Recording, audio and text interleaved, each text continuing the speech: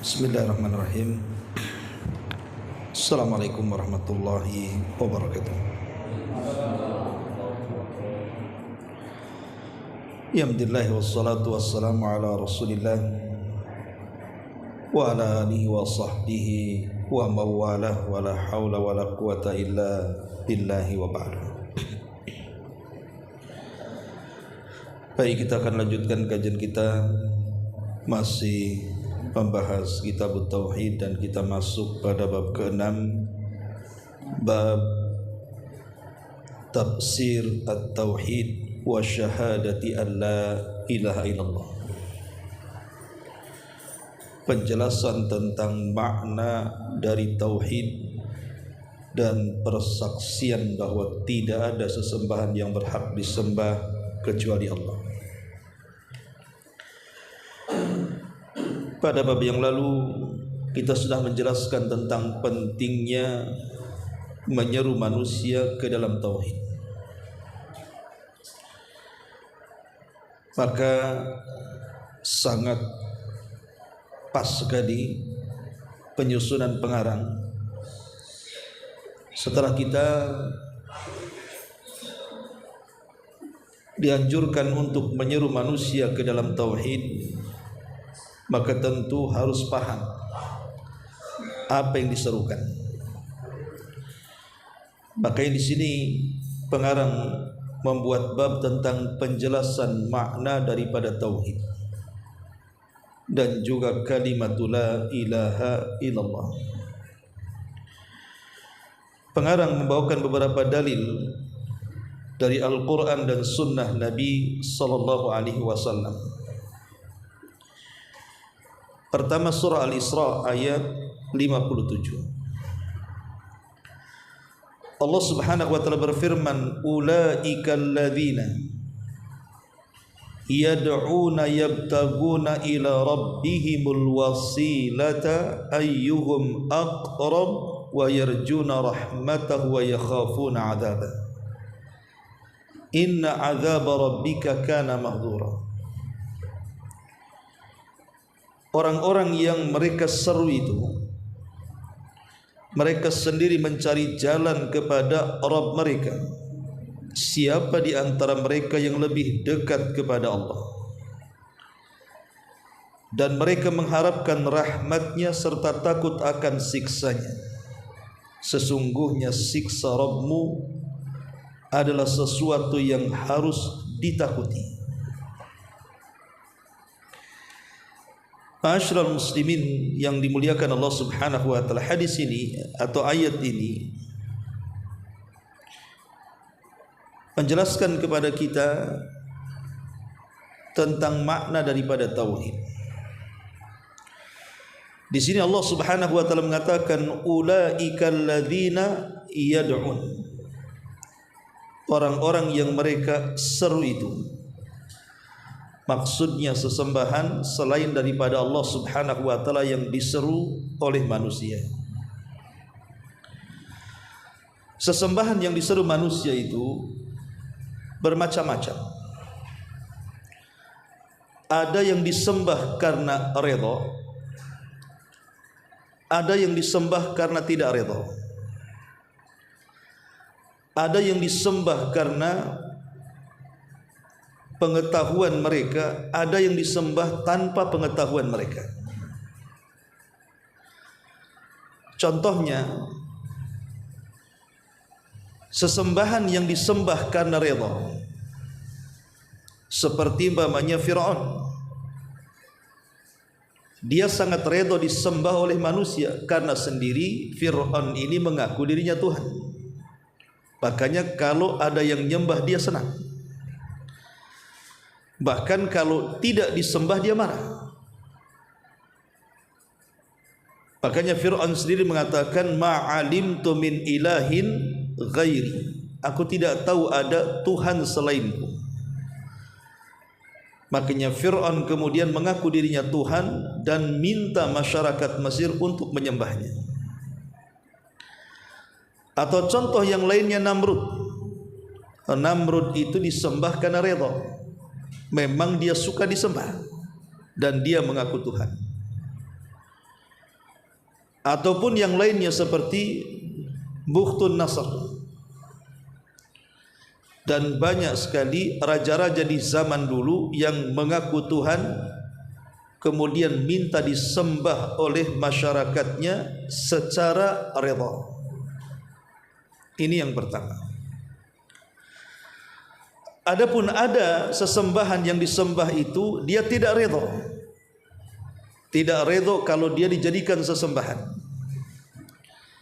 Seperti contohnya Isa bin Maryam disembah oleh orang-orang Nasrani. Apakah Isa redha? Tidak redha. Karena nanti Isa akan dipanggil di hadapan Allah Subhanahu wa taala. Dan Allah katakan, "A anta qulta lin-nasi ittakhiduni wa ummi ilahaini min dunillah." Apakah engkau mengatakan kepada manusia wahai Isa, sembahlah aku dan ibuku selain daripada Allah Azza wa Jalla? Maka Isa menyangkal, bahkan mengatakan, subhanak, maha suci engkau ya Allah. Enggak mungkin aku mengatakan seperti itu. Jadi Isa sendiri tidak redha kalau disembah. Atau Uzair, nabi yang disembah orang-orang Yahudi. Uzair tidak redha kalau mereka disembah, menyembah Uzair, karena Uzair ini orang saleh. Atau ada sebagian orang yang kemudian menyembah Nabi SAW. Apakah Nabi kemudian redha disembah? Bahkan Nabi SAW sendiri marah ketika ada orang yang mengatakan Masya Allahu wa syi'ta, atas kehendak Allah dan kamu. Maka Rasul mengatakan, aja'altani lillahi niddan, apakah engkau akan menjadikan aku tandingan kepada Allah? Jadi ada zat yang disembah itu mereka tidak redha. Kemudian yang ketiga, ada sesembahan itu disembah tanpa sepengetahuannya. Seperti umpamanya orang-orang yang menyembah batu. Apa batu tahu kalau dia jadikan Tuhan? Kan tidak tahu, batu tidak berakal. Ataupun orang-orang yang menyembah pohon. Apa pohon tahu kalau seandainya dia disembah? Pohon itu tidak berakal. Dia tidak tahu.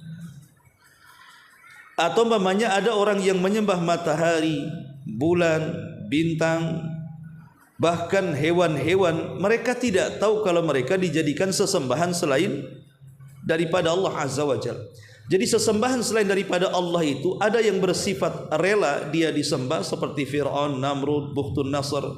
Ada yang tidak rela disembah seperti Rasul, kemudian Uzair, Isa, bahkan para malaikat itu sendiri. Ya.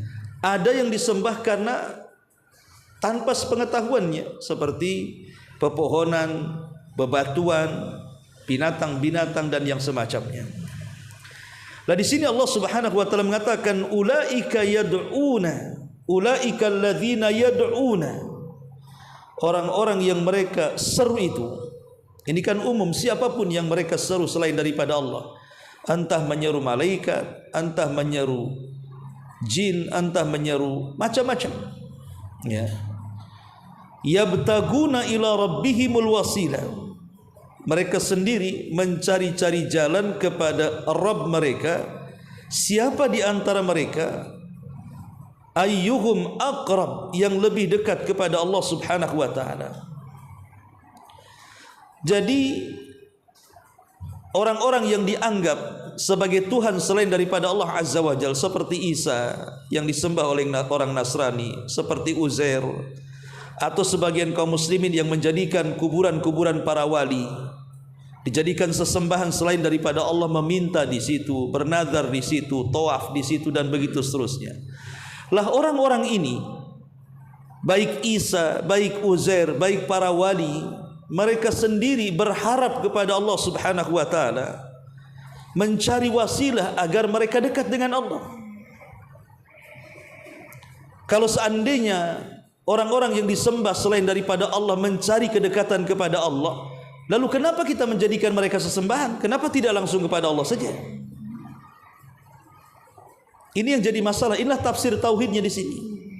Kenapa tidak langsung menyembah Allah? Kenapa mestinya menyembah Isa, menyembah Uzair, menyembah para wali, datang ke kuburan para wali itu? Mereka sendiri butuh perantara untuk dekat dengan Allah. Ma'asyiral muslimin yang dimuliakan Allah Subhanahu wa taala, Abdullah ibn Mas'ud radhiyallahu anhu memberikan catatan kepada ayat ini, bahwa ayat ini, kata beliau, adalah turun kepada orang-orang musyrik jahiliyah. Orang-orang musyrik jahiliyah. Jadi sebelum Nabi SAW diutus, ada sebagian orang-orang musyrik jahiliyah itu mereka menyembah jin. Mereka menyembah kalangan jin. Makanya orang-orang musyrik itu kalau mereka lewat di sebuah tempat yang menyeramkan, maka mereka akan permisi kepada tempat itu, kepada penghuni yang menghuni tempat itu. Maksudnya kepada para jin. Bahkan sebagian mereka menyembahnya. Tetapi setelah Nabi SAW diutus, jin-jin yang mereka sembah itu masuk Islam. Jin-jin yang disembah orang-orang musyrik itu masuk Islam tanpa sepengetahuan orang-orang musyrik yang menyembahnya.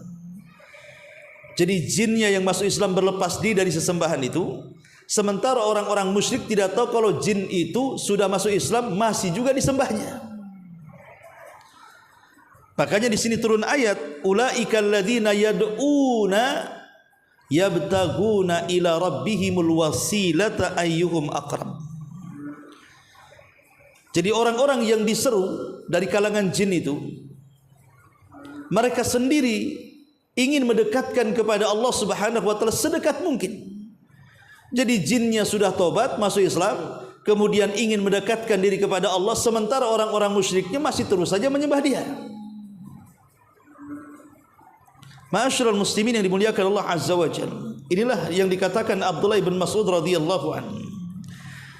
Kemudian Allah mengatakan, ulaikal ladzina yad'una yabtaguna ila rabbihimul wasila ayyuhum aqrab wa yarjuna rahmatahu wa yakhafuna 'adzabah. Di mana mereka, orang-orang yang disembah selain daripada Allah, ketika mereka ingin mencari wasilah, mencari perantara agar dekat dengan Allah Subhanahu wa taala, mereka sangat mengharap dan sangat takut kepada Allah Azza wa Jalla. Dan di sini ayat ini menyebutkan tentang rukun daripada rukun-rukun ibadah. Bahwa rukun ibadah itu ada 3, dan itu harus terkumpul dalam ibadah kalau ibadah kita ingin diterima. Pertama, menanamkan perasaan cinta. Tidak boleh ibadah dilakukan kecuali karena cinta. Tidak boleh ibadah terpaksa itu. Antum sholat terpaksa enggak akan diterima. Antum sedekah terpaksa enggak akan diterima. Ibadah itu harus didasari rasa cinta kepada Allah. Yang kedua, takut. Ibadah itu harus didasari rasa takut. Takut kalau sholatnya tidak diterima. Takut kalau zakatnya ditolak. Takut kalau hajinya tidak dapat pahala. Kemudian yang ketiga, ibadah itu harus didasari perasaan raja, harapan. Mudah-mudahan dengan salat saya mendapatkan surga. Mudah-mudahan dengan sedekah saya dapat pahala banyak. Mudah-mudahan dengan haji saya bisa dimasukkan ke dalam surga. Ini namanya rukun ibadah. Rukun ibadah. Ma'asyiral muslimin yang dimuliakan Allah Azza wa Jalla, dalam ayat ini Allah mengatakan kalimat al-wasilah. Ada sebagian orang yang salah kaprah ketika memahami kalimat wasilah. Ada sebagian mereka memahami kalimat wasilah itu artinya al-wasitah, perantara. Seperti kalau kita menghadap presiden, tidak bisa langsung kecuali lewat ajudan. Karena kalau langsung dianggap lancang. Makanya lewat ajudannya dulu, nanti ajudannya yang menyampaikan. Sehingga ketika orang-orang memahami kalimat wasilah dimaknai wasitah, perantara, akhirnya orang-orang mentasbih bahwa Allah itu sama dengan presiden. Tidak bisa langsung berdoa kepada Allah, tapi harus lewat perantaranya. Lah perantaranya itulah para wali. Sehingga mereka datang ke kuburan wali-wali, kemudian meminta sesuatu agar wali-wali itu menyampaikan kepada Allah. Seolah-olah Allah disamakan dengan presiden. Kalau kita langsung kepada Allah lancar. Kenapa? Karena kita ini banyak dosanya. Sementara para wali yang sudah meninggal itu orang-orang saleh dekat dengan Allah. Maka kita harus berdoa kepada para wali supaya disampaikan kepada Allah. Ini pemahaman salah kaprah. Karena Allah Subhanahu wa taala laisa kamitslihi syai', tidak sama dengan makhluknya. Mana dalilnya? Allah Subhanahu wa taala yang mengatakan kok. Allah mengatakan wa idza sa'alaka ibadi anni fa inni qarib ujibu da'watad da'i idza da'an. Apabila hamba-hambaku bertanya kepadamu soal aku, katakan aku dekat. Akulah yang akan mengabulkan siapapun yang mengabulkannya. Dan dalam hadis Abdullah ibn Abbas radhiyallahu anhuma, Rasul mengatakan idza sa'alta fas alillah. Kalau minta langsung kepada Allah. Ngapain lewat perantara? Tidak perlu lewat perantara. Ma'asyiral muslimin yang dimuliakan Allah Azza wa Jalla. Ini ayat yang pertama yang menjelaskan tentang tafsir daripada kalimatut tauhid. Kemudian ayat yang kedua disebutkan dalam surah Az-Zuhruf ayat 26 dan ayat 27. Allah Subhanahu wa taala mengatakan wa idz qala Ibrahim li abihi wa qaumi innani bara'un mimma ta'budun illa alladhi fatarani fa innahu sayahdin. Dan ingatlah ketika Ibrahim berkata kepada bapaknya. Siapa bapaknya? Dalam ayat yang lain namanya Azar. Bapak Ibrahim itu namanya Azar. Dan Azar ini pemahat patung, pembuat patung, penjual patung, penyembah patung, dan juga menyeru umatnya untuk beribadah kepada patung yang dibuatnya. Itulah Azar, ayahnya Ibrahim. Lah Ibrahim mengatakan wa idz qala Ibrahimu li abih, kepada bapaknya, wa qaumihi, dan kaum. Ingat kaum Ibrahim itu macam-macam yang disembah.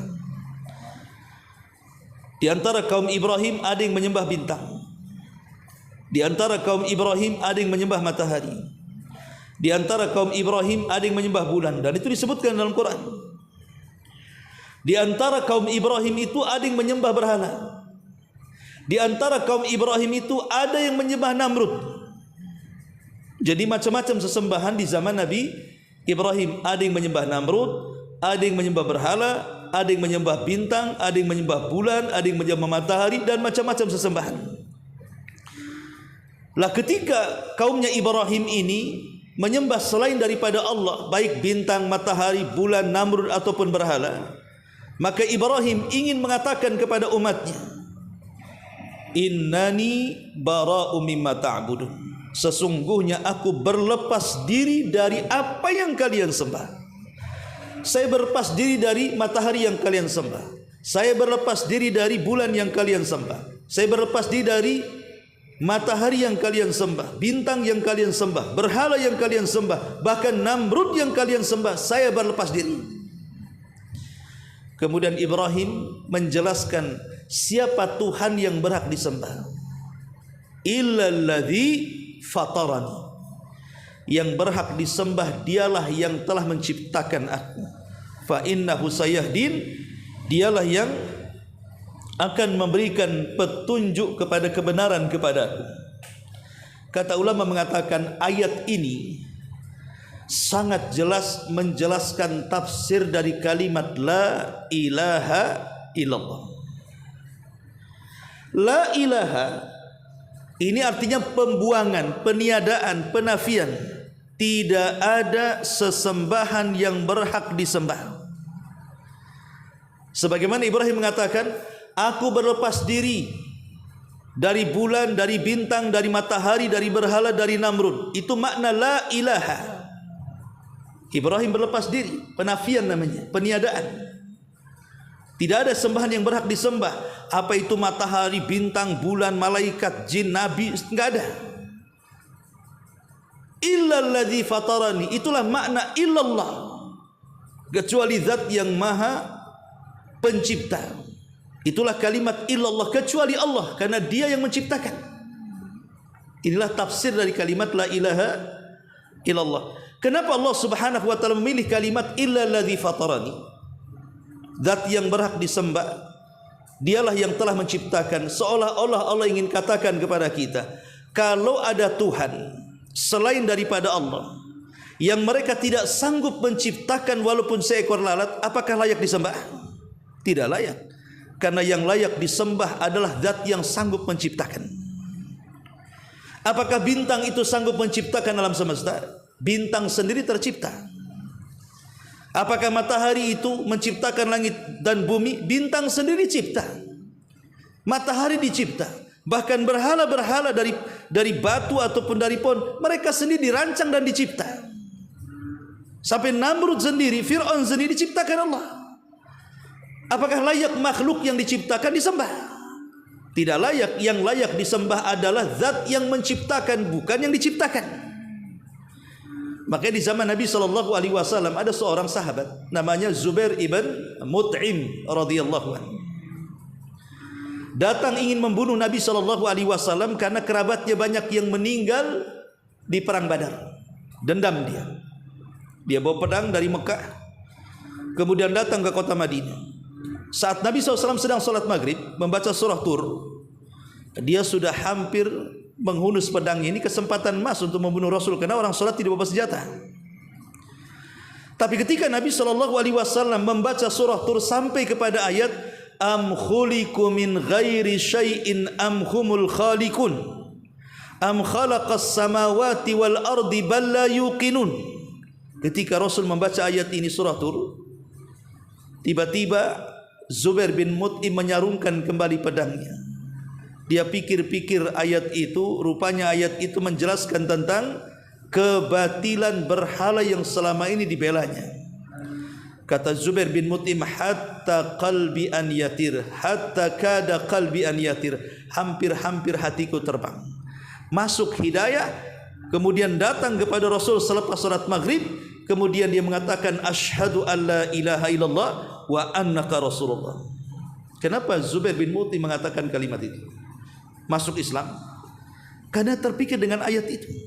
Allah mengatakan am khuliqu min ghairi syai'in. Apakah berhala-berhala itu diciptakan dari segala sesuatu? Am humul khaliqun. Apakah mereka ujug-ujug tercipta begitu saja? Am khalaqas samawati wal ard. Ataukah dia yang menciptakan langit dan bumi? Bala yuqinun. Bahkan orang-orang musyrik sendiri ragu-ragu terhadap berhalanya. Ayat ini memang betul menyinggung perasaan Zubair bin Mut'im, betul juga kan begitu. Apakah kemudian berhala yang selama disembah orang-orang Quraisy itu tercipta dari segala sesuatu? Maka jawabannya iya, tercipta dari pohon, tercipta dari batu. Karena tidak mungkin ujug-ujug ada, pasti diciptakan manusia. Kemudian am khalaqas samawati wal ard. Ataukah mereka menciptakan langit dan bumi? Akal pun enggak mungkin. Masa zat yang menciptakan, dia menciptakan langit dan bumi? Masa kemudian berhala yang diciptakan dari batu, dari pohon mampu menciptakan langit dan bumi sementara dia sendiri diciptakan? Disitulah Zubair berpikir, kalau gitu tidak beres itu ciptaan-ciptaan itu. Disitulah hidayah masuk. Makanya di sini Allah mengatakan illalladzi fatarani fa innahu sayahdin. Kecuali zat yang maha menciptakan, itulah yang akan berikan petunjuk kepada kebenaran. Ini ayat yang kedua yang menjelaskan tentang tafsir tauhid dan syahadatu alla ilaha illallah. Kemudian ayat yang ketiga, surah At-Taubah ayat 31. Allah Subhanahu wa taala mengatakan ittakhadhu ahbarahum wa ruhbanahum arbaba min dunillah wal masih ibn maryam wa ma umiru illa liya'budu ilaha wahida la ilaha illahu subhanahu amma yusyrikun. Ittakhadhu ahbarahum wa ruhbanahum. Mereka menjadikan orang-orang alim dan pendeta-pendeta itu arbaban, dijadikan Tuhan selain daripada Allah. Jadi orang-orang Yahudi, mereka menjadikan padri-padri mereka sebagai Tuhan selain daripada Allah. Bahkan menjadikan Uzair anak daripada Allah. Mereka orang-orang Nasrani juga sama, menjadikan pendeta-pendeta mereka itu Tuhan selain daripada Allah. Bahkan Isa dijadikan Tuhan, anak Tuhan, satu di antara tiga Tuhan. Ayat ini menjadi sebuah kemuskilan bagi seorang sahabat namanya Adi ibn Hatim. Adi ibn Hatim At-Ta'i. Bapaknya Hatim At-Ta'i itu seorang yang dermawan di zaman jahiliyah. Anaknya Adi bin Hatim masuk Islam. Dan Adi bin Hatim ini dulunya sebelum masuk Islam seorang pendeta. Dia memiliki salib di kalungnya dari emas. Dia bangga dengan kependetaannya karena dia seorang pendeta besar di zamannya, seorang alim dari ulama Nasara. Tapi kemudian dia dapat hidayah, masuk Islam. Ya. Jadi ketika turun ayat ini, seolah-olah Adi bin Hatim tidak terima dengan ayat ini. Dia datang menemui Nabi. Rasul, bagaimana ayat ini mengatakan bahwa orang-orang Nasrani mengambil pendeta sebagai sesembahan selain daripada Allah? Saya ini mantan pendeta. Saya kemana-mana bawa salib dari emas. Dan saya tidak pernah melihat umat saya sujud kepada saya, ruku kepada saya, dan menyembah saya. Tidak pernah. Bagaimana ayat ini mengatakan bahwa mereka menjadi sesembahan selain daripada Allah? Maka Nabi SAW mengatakan, begini wahai Adi, saya ingin tanya, apakah ketika para pendeta kalian menghalalkan sesuatu, umat kalian ikut menghalalkannya? Apakah ketika pendeta kalian mengharamkan sesuatu, umatnya ikut mengharamkannya? Padahal Allah tidak menghalalkan dan mengharamkan. Jadi Rasul mengatakan, bukankah pendeta kalian ketika menghalalkan sesuatu yang Allah haramkan, pengikutnya ikut menghalalkannya? Bukankah pendeta kalian ketika mengharamkan sesuatu pada Allah halalkan, pengikut kalian ikut mengharamkannya? Jadi pengikut kalian ikut Allah, itu ikut pendeta sih sebenarnya. Kata Adi bin Hatim, iya juga. Maka Rasul mengatakan, itulah maksud ayat ini. Jadi orang-orang itu, baik Yahudi atau Nasrani, menjadikan padri dan pendeta mereka Tuhan selain daripada Allah, karena mereka mengikuti yang dihalalkan pendetanya pada Allah haramkan. Mereka mengikuti apa yang diharamkan pendetanya pada Allah halalkan. Karena halal dan haram itu milik Allah. Tidak bisa pendeta-pendeta menghalalkan sesuatu atau mengharamkan sesuatu. Karena kita tahu bahwa Taurat dan Injil itu sudah dirubah-rubah masalahnya. Tidak seperti Quran yang masih otentik. Betul-betul keotentikannya terjaga sejak diturunkan sampai hari ini, bahkan sampai kiamat. Tapi Taurat, apalagi Injil yang banyak versinya, walaupun disepakati 4, tetapi kan satu dengan yang lainnya saling berseberangan tuh. Sehingga tidak bisa dijadikan acuan. Injil ini karena banyak versinya, ada 40 lebih versi Injil ini. Mana satu yang dipegang kan? Makanya karena banyak versinya, terkadang bertentangan satu kitab dengan yang lainnya. Apalagi kemudian mereka menganggap Injil itu menerima revisi dari pendeta-pendeta mereka. Makanya Rasul mengatakan, bukankah ya Adi, mereka orang-orang Nasrani ketika pendetanya menghalalkan pada Allah haramkan, pengikutnya ikut menghalalkan seperti pendetanya. Oh betul, itulah bahwa umat Nasrani beribadah kepada pendetanya. Makanya Allah di sini mengatakan, ittakhadu ahbarahum wa ruhbanahum arbaba min dunillah. Mereka telah menjadikan padri dan pendeta mereka Tuhan selain daripada Allah. Karena memberikan hukum dalam Islam ini, dalam agama ini, tidak berhak kecuali Allah. Hatta Nabi SAW pernah satu hari mengharamkan yang Allah halalkan. Allah tegur, ya ayyuhan nabi lima tuharrimu ma ahallallahu lak. Hei Nabi, kenapa kau mengharamkan yang Allah halalkan? Allah tegur dalam surah Tahrim.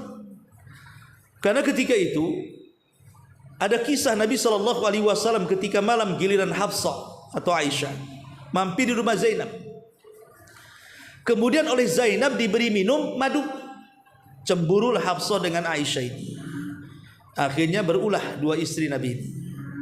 Sepakat nanti kalau Nabi datang, kita katakan mulut Nabi bau karena memakan sesuatu yang bau. Padahal mulut Nabi tidak bau karena cemburu. Ketika Nabi sampai ke rumah Hafsah, Hafsah mengatakan, ya Rasul, kenapa mulutmu bau? Apa yang kau makan? Kata Rasul, tidak, saya dari rumah Zainab hanya minum madu. Kata Hafsah, tapi mulutmu bau.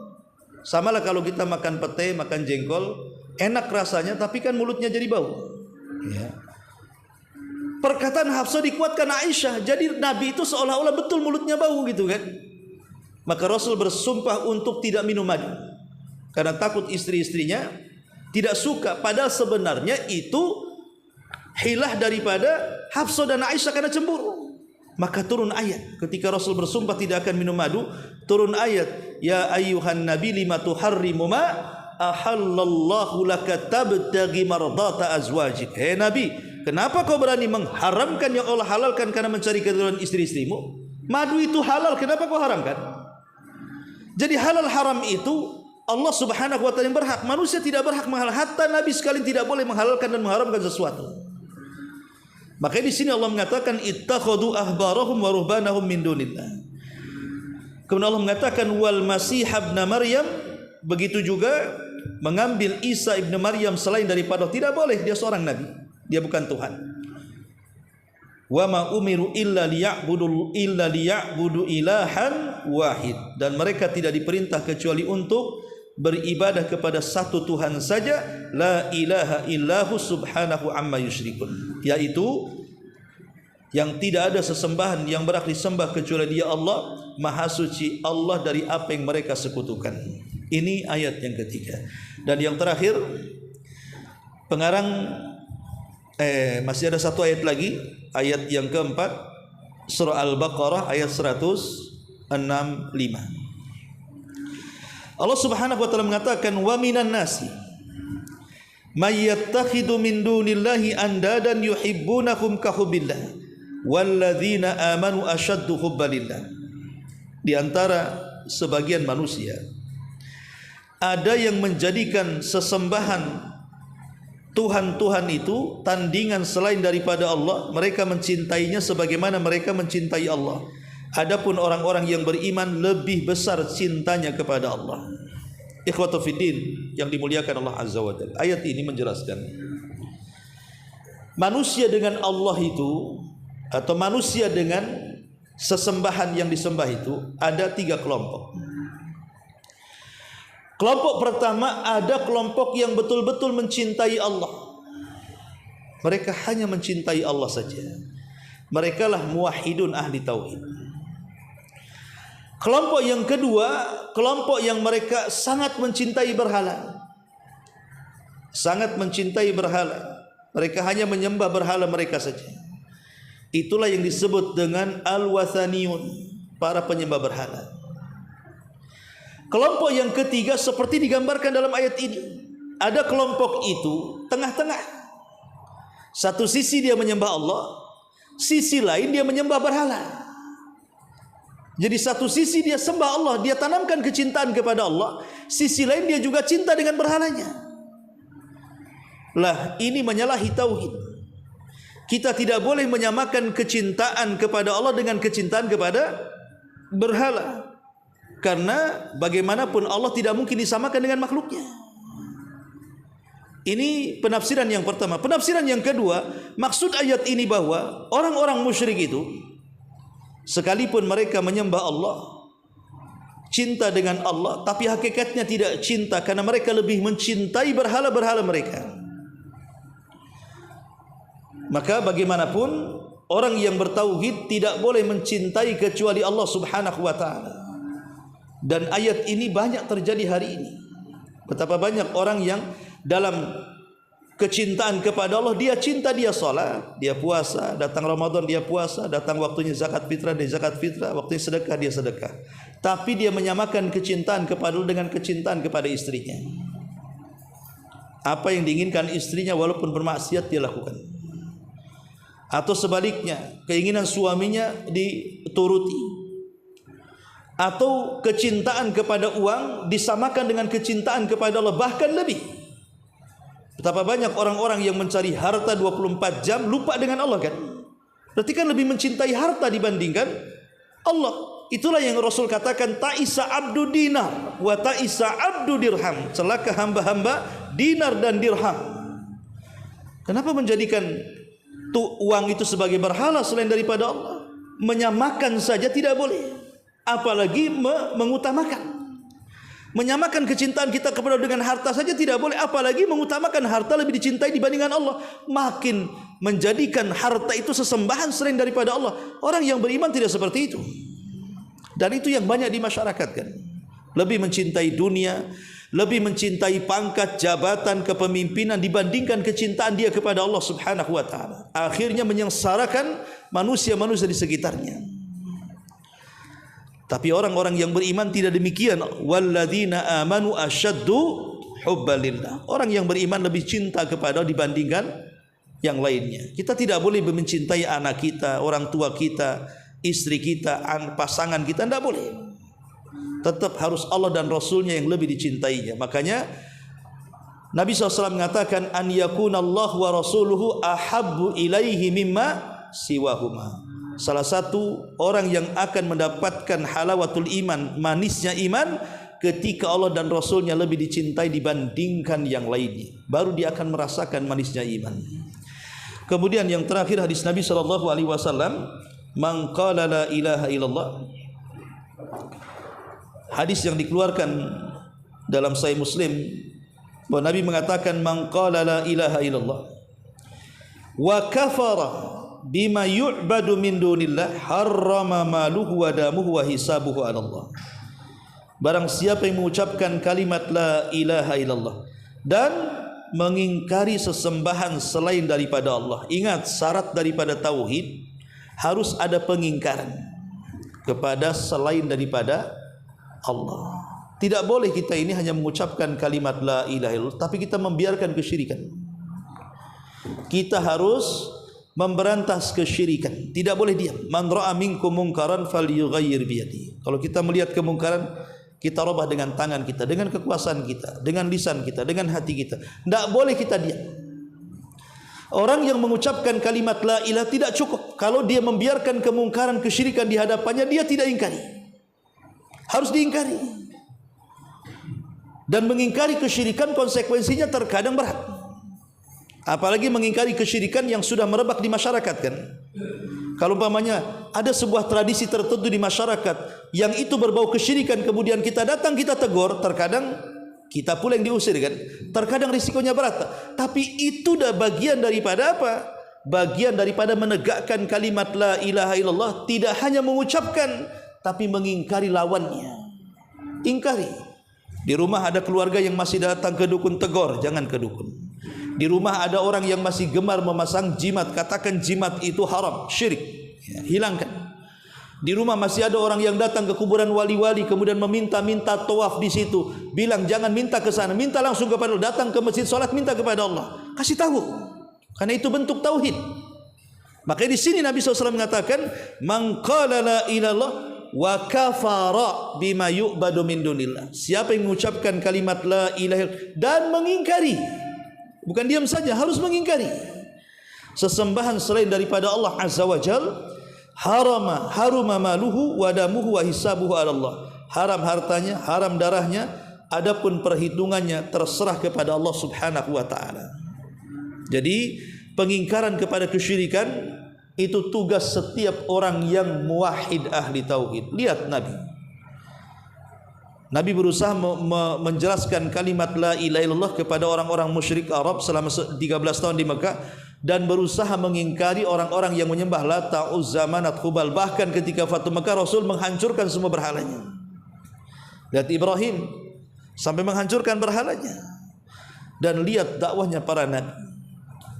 Siang malam Nuh alaihi salatu wassalam hanya ingin mengingkari kesyirikan kaumnya dan menjelaskan hakikat tauhid. Maka seorang dai penyeru tauhid bukan hanya menjelaskan kalimat la ilaha illallah, tapi juga mengingkari kesyirikan sebagai lawan daripada tauhid. Katakan di masyarakat bahwa ini bukan tauhid, ini syirik. Ini yang tauhid, ini syirik, supaya masyarakat tahu. Ini diantara tafsir dan penjelasan kalimat la ilaha illallah. Wallahu alam. Sebelum saya tutup, silahkan kalau ada yang mau bertanya. Ya, Ini kesempatan kaum muslimin ada yang